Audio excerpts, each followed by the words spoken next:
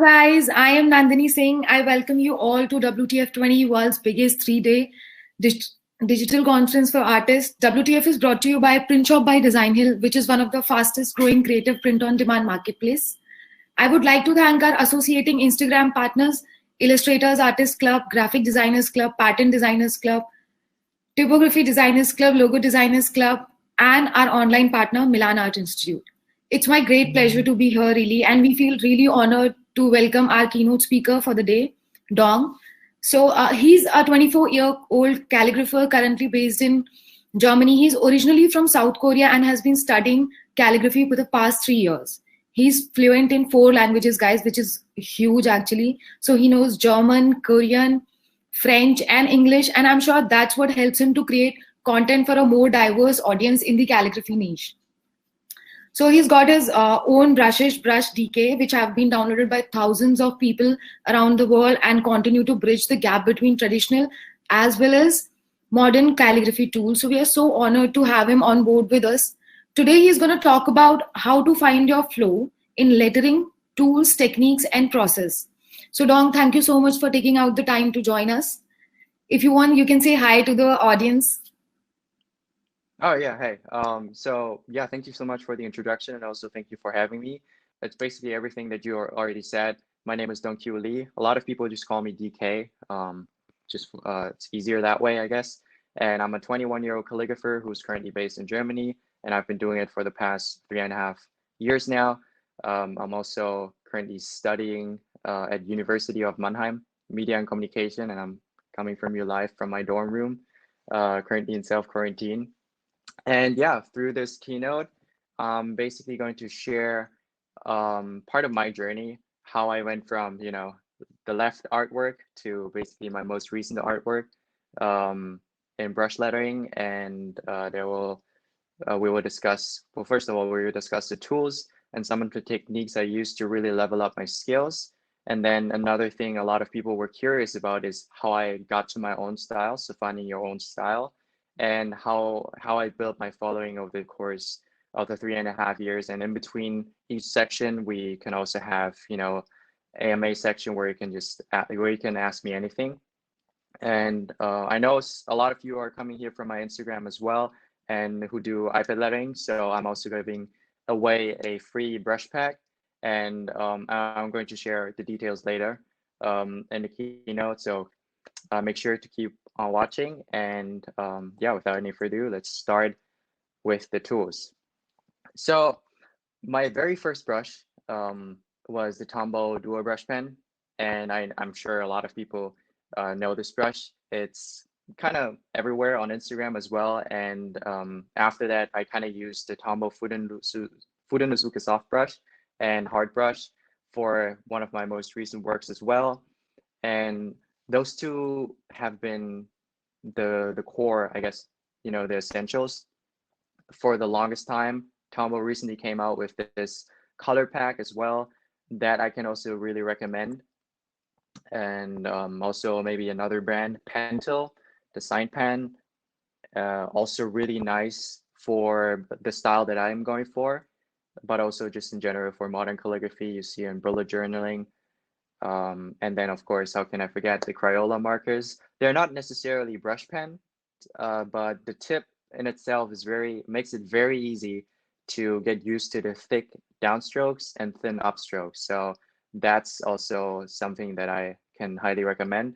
And for the paper, never changed. I've been using for the past 3.5 years for just practice sheets, the Clairefontaine Blanco notebook, which I can highly recommend, and it's great for just casual practicing.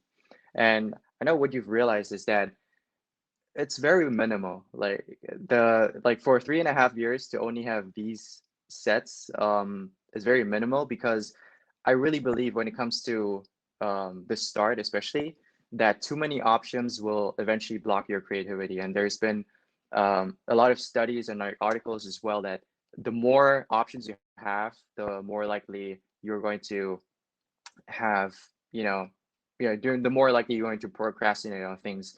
And that's what I found myself as well a couple of years ago when I was overwhelmed by these options and choices. So for the most part, I focus just, I don't know if you can see it on the left, it's the Tombow Duo brush and also the Tombow Fudonozuka. These are pictures from 2016, I believe. Yeah, 2016 and 2017, where I just, for 2 years, I think, I just only used these two pens and just tried to perfect it.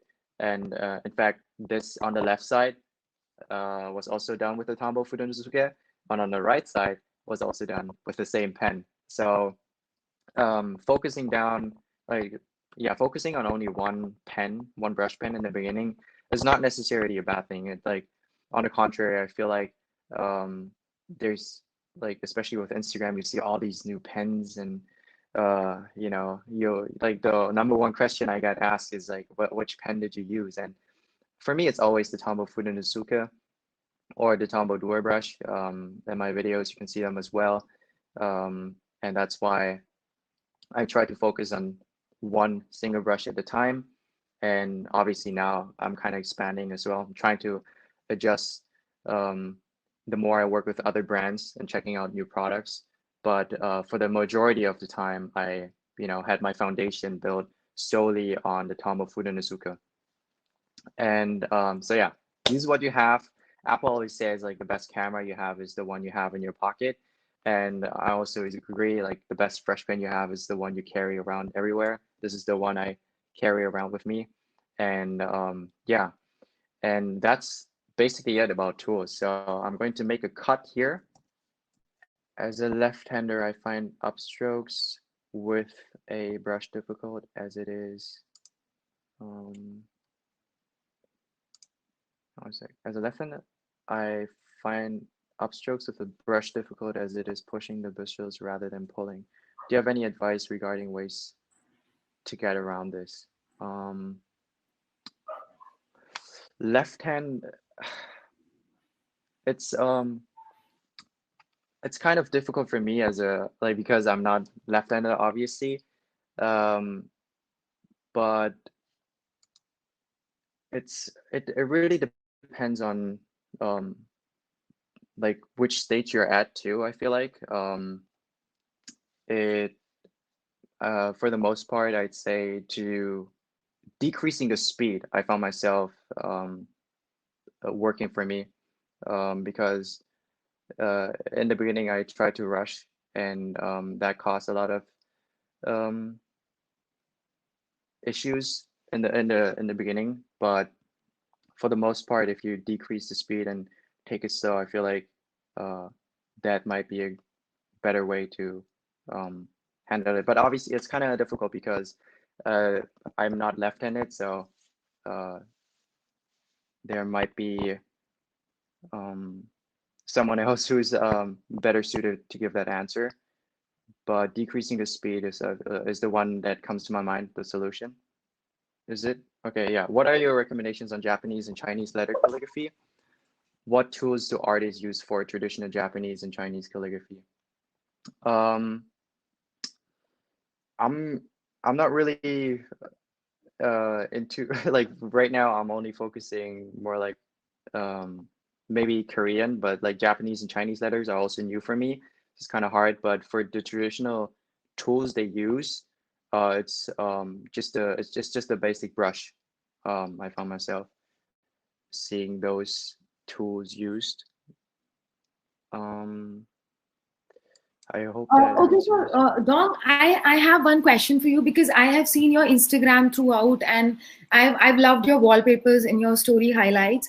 So I have one question for you. You know, like, do you do calligraphy, and you have like a lot of, you also have fonts, right? Yeah, I also have a font. Yeah. Yeah, So exactly. let's make it a little fun, and then we'll come back to the questions. I want to know, like, what are different styles of calligraphy that you love, like two or three styles which you focus on more. Well, I really love well, obviously, um I started with the modern calligraphy style that I showed also in the beginning stages, because that I feel like is a great way to build up the foundation with the thick and thin down strokes. And then after that, once I guess mastered is a hard well, once I got better at it, I moved along to the style that I really like, which was also inspired by David Millen, but that's also another section. I'm going to talk about it in the how to find your own style section. So and yeah, and now I'm kind of moving towards also the traditional scripts such as copperplate or you know, the Gothic black letter ones as well, because they help me with my patience, because my style is very fast moving. So going back to the whole decreasing the speed thing, I feel like Gothic and copperplate, those styles will help me with my patience. And yeah, Okay, so I have one more question through your Instagram only. So I've seen that you do a lot of behind the scene videos or the whole lettering process. So what we get on our Instagram accounts, like people ask us, or artists ask us, mostly budding artists, like how to digitize their lettering. So if you could give us some, you know, these artists, if you could give us some tips, like how which tools they can use, and you know, if there are any recommendations you can provide to them. So designing your lettering, if you're coming from only traditional tools, if you're you can basically just use Adobe Photoshop, and then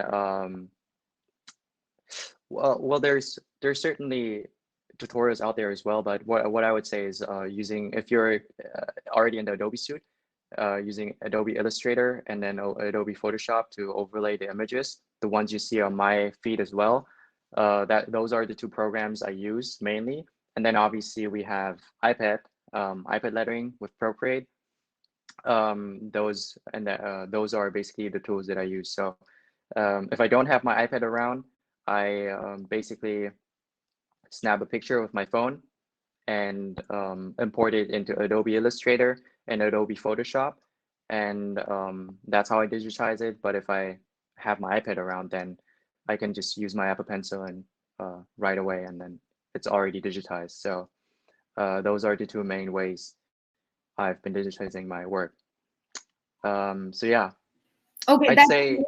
Yeah. yeah. And my last question from my side from this session, just to play a nice game to make it a little fun. So as we've discussed about the font, so I'm going to give you a few words, like what are the fonts that come to your mind when you hear each word. Oh my goodness. Okay. So that will be fun. Yeah, cool. So Okay. you can just any font that come into your mind when I'll say that word. Like a script. Okay. Okay. Yeah. Or like a Cool. complete style, So or like my first word is bold. bold, Bold. Gothic, like yeah, Gothic. Okay. If And we're talking about styles, yeah. If we're talking about styles, yeah. yeah. Okay. Then comes classy. Sorry? Classy. Copperplate. Okay. Rough. Rough, Fraktur. Okay. Playful. Playful, my own style, DK style. That's nice. I really liked it. And let's say ugly. Ugly. Yeah. My own handwriting. Oh my That's technically god. well. It's actually okay, yeah. It's actually Okay. also my, Let's take the questions from the questions tab. yeah, I feel like I've been missing out on a few. Okay. Do you only accept projects that match with your style, or do you also adjust your style to the brand, for instance? Can we also see the famous pencil flip? Sure. Well, uh, no, I also, yeah, adjust my style to the brand. Usually it's especially in the beginning, I had to adjust my style to the brands and the clients' needs. And for now, like I don't know, in the most recent uh, like the most recent projects I had, I was fortunate enough where the client wanted actually my style. So I think that also just comes with building up your portfolio and like building up your following after a while, and expertise that clients um, are more attracted to the style you're going for. And yes, you can see the pen flip. I'm not going to do that. I don't have my Apple Pencil around. but I can, oh, I can minimize. Uh, yeah, it's just something that I use here to, is it showing? To just, yeah, it's just like a fun thing that I include in my videos. Thank you for asking that question. So when and how, I'm going to answer this one and then move on with the keynote. When and how did you feel confident in your style? That's something I still struggle with, to be honest. Obviously, if you're talking about just being confident and comfortable in writing my own style, then it took me maybe 2 years to really develop my own style, I guess, and call it my own style even, because I was still very insecure about it. Since I was copying a lot of people and taking inspiration from a lot of different people. So I thought maybe I wasn't in a position to call it my own style, but maybe after 2.5 years, when I had also my first client work that really just wanted my own style, then that's how I felt a little bit more confident. But that's something I still struggle with today. So yeah, I talked about the thick downstrokes and thin upstrokes, basically the bread and butter of calligraphy. But there comes a point when, practicing just the drills will not get you far. Like you need to go, eventually you need to go beyond that. I can already tell you there's no single technique that's going to level up your skill. But what I can tell you is that a lot of it also is like a mindset shift where you need to really focus on targeting mastery, and that consists of focus, um, obsession, and commitment. So you need to really focus on your craft, which also comes with a level of this obsession and also a certain level of commitment. So what do I mean by that exactly? You really need to invest in yourself, meaning buying buying online courses, maybe watching tutorials, um, reading books about it as well. That's something I neglected. I never really wanted to pay money in that sense, but as I said before, thick downstrokes and practicing the drills will only get you so far. If you really want to think about leveling up and improving your skills, you need to do something that not a lot of people are willing to do, and that goes, that means maybe attending a workshop, buying a course, um, and the next stage to that is um, really, I guess, self-educating yourself after that, because I would regard reading books, attending workshops, and buying these online courses, taking these online courses, um, they're like formal education, I guess. And then after a while, you need to constantly have that curiosity to really self-educate, even if no one is guiding you. And that goes back to the focus, obsession, and commitment. You need to have that level of curiosity and really try to think of ways how to improve. And there's also, a quote by Jim Rohn: "Formal education will make you a living, but self-education will make you a fortune." I know it's mostly for the people, to say that the average person usually stops educating themselves after maybe high school or college, but that can also be applied to calligraphy or any other craft.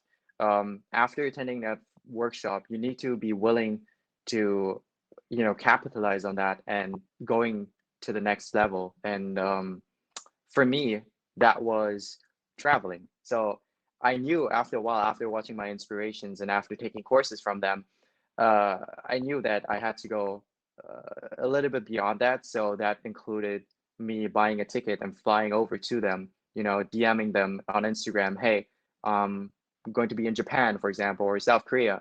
Maybe we can hang out, or like maybe we can have like a quick session where you can really show me these things." And one of my most recent trips was to Japan and South Korea, where I met up with my favorite calligraphers and surrounded myself with them, and basically, yeah, try to educate myself even further than their workshops or their tutorials on YouTube, because there is a difference between, an online course and then like meeting up with someone and really talking with them about the craft itself. So that's something I found was really was really useful. Now looking back, that helped me really level up my skill and finding my own style. So investing in yourself helps, and also increasing your output. Now, what do I mean by that? It's just basically, if I practice, for example, maybe 15 minutes a day, do that, maybe increase it to an hour or maybe 2 hours. Basically get those numbers up, because if you really if you really are serious about it, and if you really are serious about improvement, then you really need to think of ways to increase your output, because yeah, all other, the people who are standing at the top, they've also done the work and put in the work. And I know some people may have kids, or some people, I'm a student, so maybe I have classes, and after a long day, you don't really want to sit down and maybe practice for 2 hours. I get it. So that's Yeah. why I made a deal with myself, to just do one stroke a day. So even if I can't sit down and maybe for an hour, 2 hours, the least I can do, no matter what happens, is I can at least write down one stroke a day, and not even a letter, just one stroke. And I can guarantee you, in most cases, when I sit down and write that one stroke, I usually continue, maybe write down the second stroke, and then, the letter, it forms into a letter, and then into a word, and then into a phrase. And then I found myself sitting there for maybe an hour, and I got my daily practice in. So yeah, one stroke a day. That I found myself using very quite often, when I didn't have, especially when I didn't have the motivation to do it. And yeah, by the way, if you like this so far, then also feel free to maybe share it with others, and tag me on Instagram, and I'll make sure to repost some of them as well. So yeah, one stroke a day, that's something I found myself working really well. And then it also just goes to show that, so if you look at some of the other industries, for example, not only calligraphers, I mean, J.K. Rowling, you may have heard of her. She's also like, she's written Harry Potter over the course of 5 years, while also raising a child and also having another separate job. And in an interview, she also said that she just tried to find as much spare time like as possible, and use every single minute to work on that word of Hogwarts. And I think that goes to show how like um, that like incremental progress can go a long way. Like that one stroke can go a long way. And then, for example, Pablo Picasso, a lot of people know maybe 3 or 4 works of his, but looking at this entire library, he's painted over 1,800 paintings, um, 12, 1,200 sculptures, 2,800 ceramics, and over 12,000 drawings. And that's not even including sketches or prints. So he's definitely put in the work to, achieve this kind of success. And I think those are just, some of the examples that I find myself, sharing with a lot of people as well. And then, yeah, this can be all summarized in just putting in the work, and investing in yourself. But guys, if you're like, just by watching the live stream right now, you're also kind of investing in yourself. So I'm not really, I feel like I'm not telling you something new in that regard, but still, yeah, you need to go beyond just reading tutorials, or like watching taking courses, because I don't know, if you want to lose weight, there's only so many articles you can read about weight loss. You actually have to put in the work. And also, on a side note, on the right side, there's also like a whiteboard, and that's also what I like as a daily task. I write down one stroke a day, and that also helps me to keep myself accountable. um, so yeah, what I also did was, in the beginning, in 2016, I downloaded Instagram. I started posting on Instagram just to keep myself accountable. That just happens to be a great way. I wasn't even focused on followers or networking, all that kind of stuff, but it was just about showing up, keeping myself accountable, and posting every single day, just to keep track of my progress. And if you scroll down right now Yeah. at Calligraphy DK on my account, then you will see all these horrible artworks. But now that I look back at it, like after 3.5 years, it really just, it really shows that everybody has to start somewhere. It doesn't have to be Instagram, but it just happens to be like a great platform, great way to keep myself accountable. And yeah, I think now we can move on to the next one. Finding your own style. That's a big one. I know a lot of people. I mean, I've been struggling with this as well, and I still struggle to it to this day. And what I found is back in the day, I only had Instagram and Pinterest. Nowadays, I feel like I also watch a lot of YouTube tutorials or like YouTube artists, and it can be very overwhelming, especially it was overwhelming back then in 2016, but now it's even crazier. 2020, there's so many different artists, so many different calligraphers, especially. Um, and finding your own voice in that crowd, in that massive crowd, can be really difficult. And I can only speak from my experience. I basically I picked two artists that I really liked. That happened to be David Millen and Green and Blacksmith, Koizumi-san. And he's also someone I just visited in Japan because I was just, I got tired of just watching his videos. So I booked a ticket and just, yeah, flew across the world and met up with him. But that also helped me immensely to find my own style and really know um, how his process is. And focusing down on like just the two artists um, help me to develop my style. You see, you know, in my most recent works. Hope I'm not sure. Like you can maybe see some of the inspiration like in my most recent works, but yeah, it definitely helps to have a clear, or I guess at least a rough idea of the style you're going for.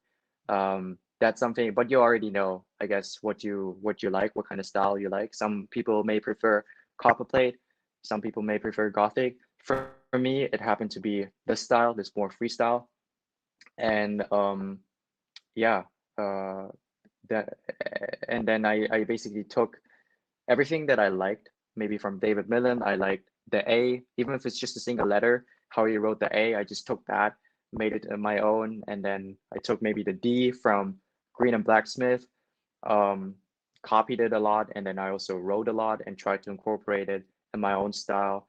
And yeah, it was basically just like grabbing everything that I like from all these artists.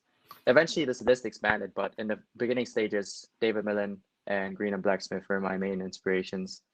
So have a rough idea of the style you're going for, copy a lot, and write a lot. I know a lot of people say it's like steal like an artist. Basically, comes down to also putting in the work. And I found myself after doing that for a while, it just helped. And this eventually led me to the progress that you see now. Yeah, that's on the left. It's supposed to say Paris, but you can see I was just messing around at that stage. I didn't really know what I did. I just knew that it was fun, and it sort of just, I guess, refined after a while. Um, and yeah. Yeah, so that's pretty impressive that you started because you were telling me that you have been like I've been through your Instagram and I've seen your previous artworks as well, and now that I see your as you were telling me. So Melissa here has a question, like where do you draw your inspiration from? And looking at your history and your bio, so I know that you know so many languages, and as you're telling us, like you have been to Japan and all these countries, you've traveled a lot, and you meet all these artists who are inspired. But so where do you get your inspiration from, rather than traveling and meeting all these renowned artists? I get my inspiration not only from different artists that well, in the beginning, yes, only on the artists, but then I found myself trying to think of ways what makes me me. I guess that makes sense. So after year one or two, I also analyzed my handwriting more, like my normal handwriting, um, because and then some of the elements I can, if you watch some of my videos on brush lettering, you can see that I rarely, for the most part, I don't like to lift my hand off. So I don't do like one stroke and then off, and then I just do it in one flow. And that also just comes from my own handwriting style, because that's what I found most comfortable. And it took me a while to really incorporate it into my own calligraphy style, but that's an example of how I, how I took my handwriting, how I took my own handwriting and tried to incorporate it into my own calligraphy style. Even though they're so different, I still um, had at least one element that I really liked about it. And now, yeah, it's just inspiration comes from everywhere. Like we talked about like traveling. You know, there's so many different posters, banners across like around in the streets in Japan and South Korea and all these other countries like France, Spain. They're all so different, and then I try to capture them. Some of them that I really like. Maybe I like that bee at that poster, and I take a picture of it, and I, after, once I come back from my travels, then I have like a folder of all these inspirations, and I then go over each picture that I took, and yeah, try to write it in different ways, which is super fun. Yeah, I And think that's yeah. why when I mentioned in the beginning that I loved your wallpaper section in the highlights on your Instagram. So I thought, that's from where the inspiration comes. So I have one more question. You showed us pretty great examples of calligraphy being used in movies like Harry Potter and all. So I wanted to ask you one question, like what is the difference between when you use typography or calligraphy lettering on print and on web? So what's the difference? Like, Um, you mean on like, oh yeah, if you compare it yeah, when it to, comes to print and when it comes to web. yeah, so web, I mean, if you're talking about like my Instagram feed, for example, Yeah. my Instagram feed, the main difference is that I don't, well, the print or like, yeah, if it's like client work or like a print, I cater it around the masses. So I really think of ways to make it more readable. But for Instagram, I feel like that's like my own little space that I that I created for myself. So I don't really think about it too much if people can read it or not. So that's the main difference, that I really just be more uh experimental, if that makes sense. So I get a lot of like comments sometimes, or like DMs asking me like, oh, what does it actually say on your, like on the artwork on Instagram? But for prints, it's very important to cater it around the masses. So readability is more, I try to make it more readable, even if it looks a little bit, even if it's less fun or like a little bit boring. I yeah, I try to cater it around the masses. So that's the main difference, I think. That's pretty great. So do you want to take up more questions from the questions tab, because we are getting a lot of questions for you, Dom. You really people Yeah, are yeah, impressed sure, by you. sure. Maybe I can like do 2 or 3 questions before I move on to like the last Yeah, sure, question sure, on a sure. bit of following, and then um uh oh yeah, this is a fun one. What recommendations would you give someone who is transitioning from hand lettering on paper to iPad lettering? Um, it's in my case, I started almost exactly at the same time. So when I picked up the pen and paper, I also picked up the iPad in 2016. And what I found is they they go really, like they go hand in hand. I feel like whenever I try to do like a stroke or like a letter, draw a letter on an iPad, I could um I could transfer that movement straight back to paper. Um, Maybe that's a rare case because a lot of people, again, they're coming from just straight paper. But being someone who's been, who's had it alongside both mediums, like both traditional and modern tools, for myself, uh, they're very easy to transition from. So I don't necessarily think um, to maybe change up your movement, or like I feel like some people try to like maybe think that iPad lettering requires a whole different movement. It's not really. It's you can in my opinion, you can transfer most of the skills you already built up in the hand lettering area. You can transfer them directly to iPad lettering. So yeah. What do you think is better? We look for clients who clients find us. Intentional French. And publishing my arts only on Instagram is enough or more than this? What would be? In the beginning, I'd say you have to look for clients because nobody, there's something like followers. I'd say like followers isn't really a representation of your skill. It's more social proof. So after a while, once you have the following, the clients will come to you naturally. But in the beginning, of course, if you have like maybe not as big of an audience, it's very hard for them to find you. So you really need to step outside and take action, because what I did, I cold emailed maybe 100 companies or 100 startups in the beginning, and just to get one client, and that was enough. Honestly, a lot of people never responded, but that's the amount of that's the step you have to take in the beginning if you don't really have that audience or social proof.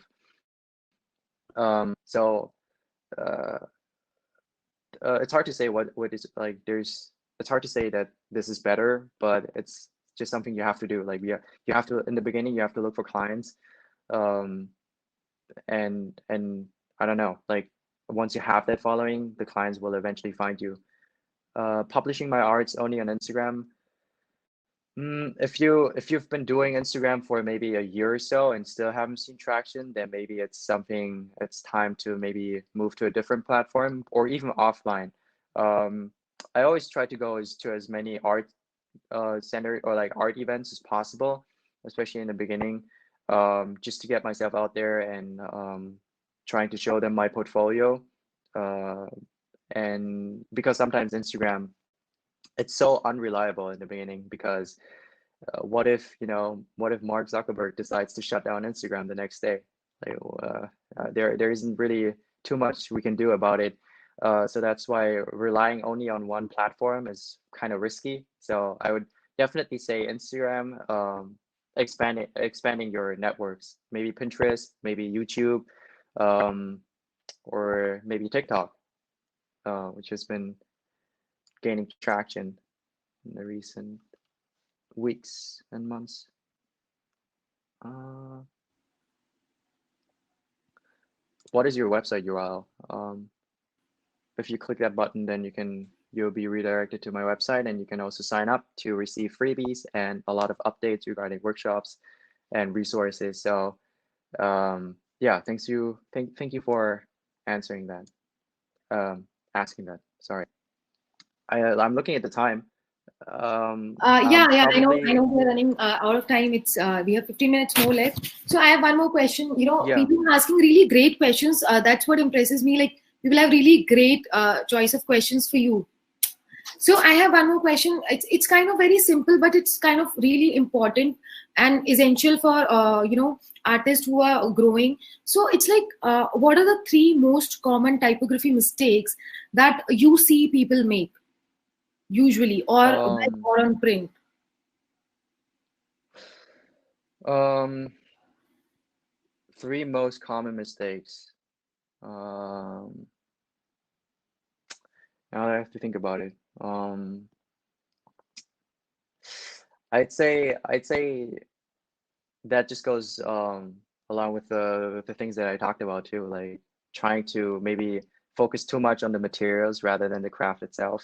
That's what I find a lot of people asking me too, uh, like before they even start actually writing, they're just so absorbed in the materials. Um, so maybe focusing too much on the materials rather than the craft itself. That may be a common mistake.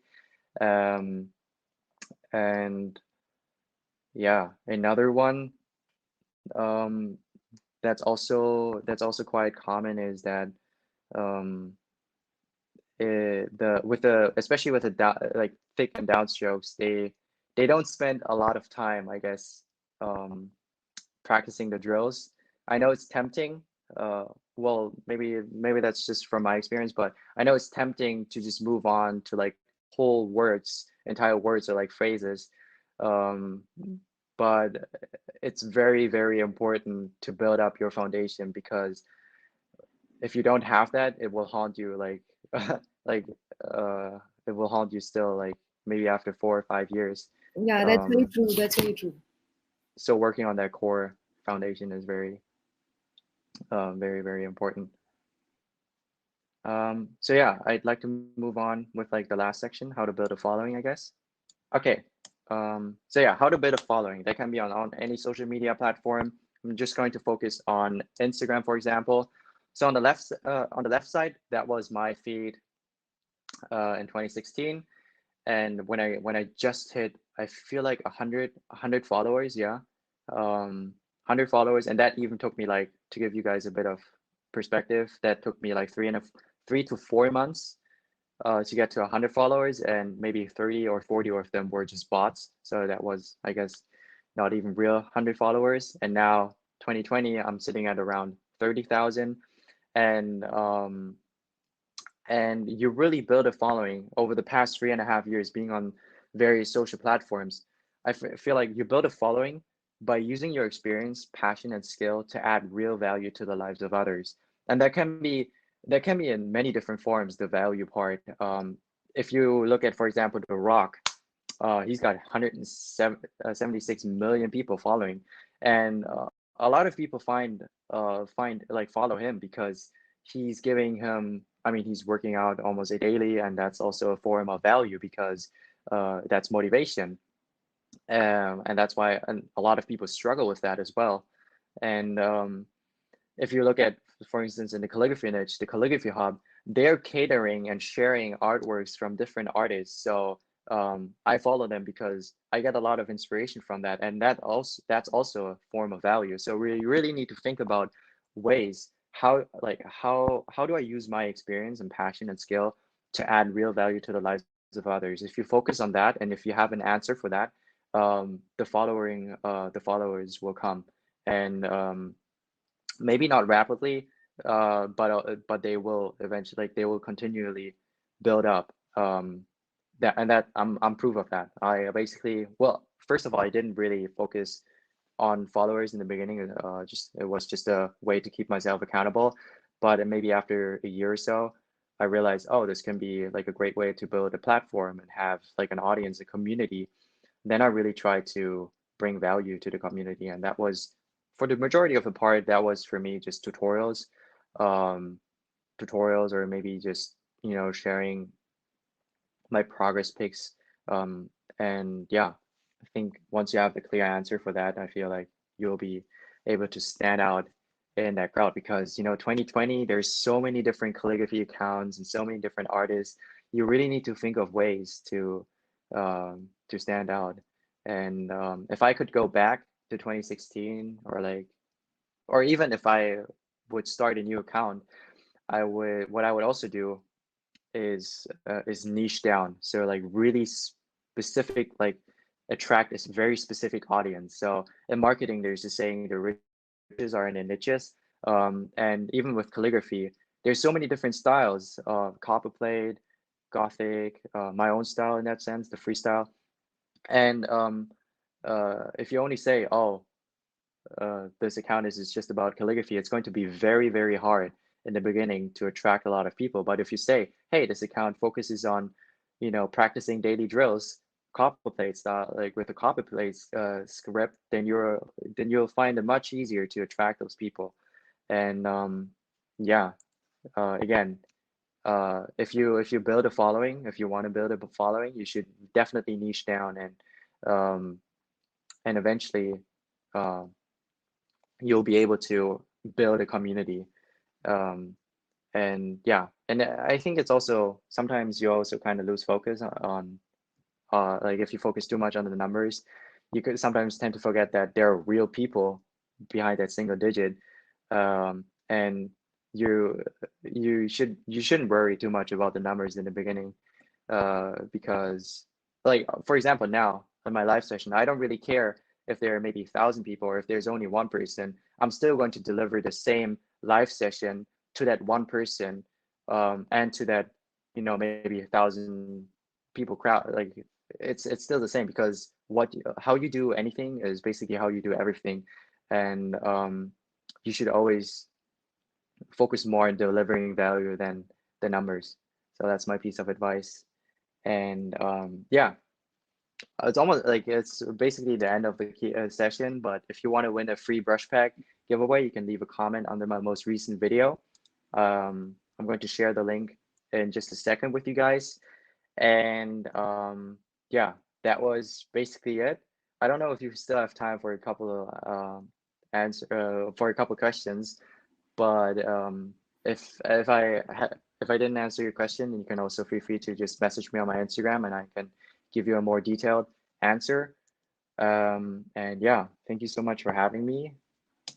Guys, feel free to reach out to him for any query you have, and I'm sure he's been so supportive, and giving you all. He mostly answered all of the questions, and I'm sure he'll answer you on Instagram also. And that's a very great news that he's giving you freebies. So go and start commenting on his videos on Instagram. We'll share the link with you all. So thank you so much, Dong. For this value packed session, and I hope you guys also learned a lot. Once again, I would like to thank all the speakers for taking an amazing session and sharing such useful tips with us. Thank you so much, and many thanks to you, all of you who joined us today. And stay tuned for day 2 for pattern, illustration, and doodlers. Hope to see you tomorrow, guys, and we'll share the registration link also in the chat section. All right. Great to see you. Thank you, Dom. Bye. Yeah, thank you so much. Yeah, thank you for having me.